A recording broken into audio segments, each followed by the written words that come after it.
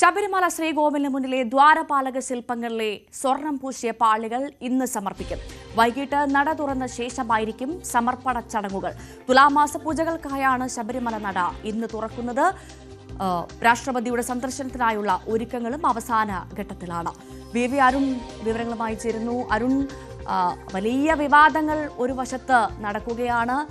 അതേ സമയത്ത് ഇന്ന് ഇപ്പോഴിതാ നട തുറക്കുകയാണ് തുലാമാസ പൂജകൾക്ക്. അതോടൊപ്പം ഏറ്റവും പ്രധാനപ്പെട്ട കാര്യം, ഈ ദ്വാരപാലക ശില്പങ്ങളെ സ്വർണം പൂശിയ പാളികൾ അത് ഇന്ന് സമർപ്പിക്കുമെന്നുള്ള വിവരം കൂടിയുണ്ട്. കൂടുതൽ വിവരങ്ങൾ, വിശദാംശം.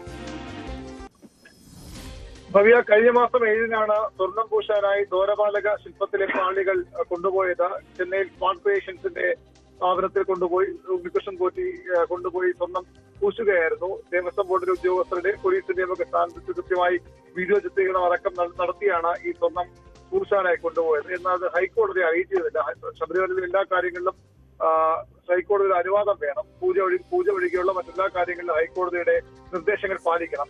അതില്ലാതെ കൊണ്ടുപോയതിനെ തുടർന്നാണ് ജില്ലാ ജഡ്ജി ശബരിമലയുടെ ചുമതലയുള്ള ജില്ലാ ജഡ്ജി ഹൈക്കോടതി അക്കാര്യം റിപ്പോർട്ട് ചെയ്തത്. അവിടെ നിന്നാണ് ഈ സ്വർണ്ണ മോഷണത്തിന്റെ വിവരങ്ങൾ ഓരോന്നായി പുറത്തു വരാൻ തുടങ്ങിയത്. ആ സ്വർണ്ണപ്പാളികൾ തിരികെ വയ്ക്കുമ്പോഴും ഹൈക്കോടതിയുടെ അനുമതി വേണം. അനുമതി വാങ്ങിയ ശേഷമാണ് ഹൈക്കോടതി അനുമതി, അതുപോലെ തന്ത്രിയുടെ അനുവാദവും വാങ്ങിയ ശേഷമാണ് ഇന്ന് ഈ സ്വർണം പാളികൾ തിരികെ വയ്ക്കുന്നത്.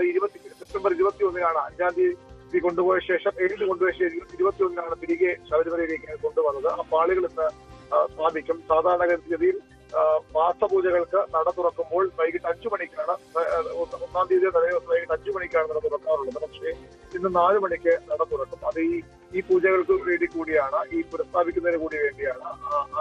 4 മണിക്ക് തന്ത്രി കണ്ഠരര് മഹേഷ് മോഹനരുടെ സാന്നിധ്യത്തിൽ മേൽശാന്തി അരുൺകുമാർ നമ്പൂതിരി ക്ഷേത്ര നട തുറക്കും. നാളെയാണ് മേൽശാന്തി നറുക്കെടുപ്പ്. ശബരിമലയിലെയും അതുപോലെ മാളികപ്പുറത്തെയും മേൽശാന്തി നറുക്കെടുപ്പ് നാളെയാണ്.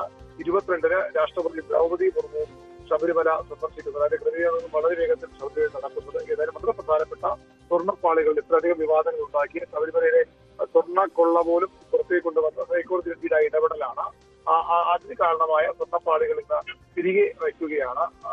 അതിനുള്ള എല്ലാ ഒരുക്കങ്ങളും ശബരിമലയിൽ പൂർത്തിയായി. ശരി, വി അരുണാണ് വിവരങ്ങൾ നൽകിയത്.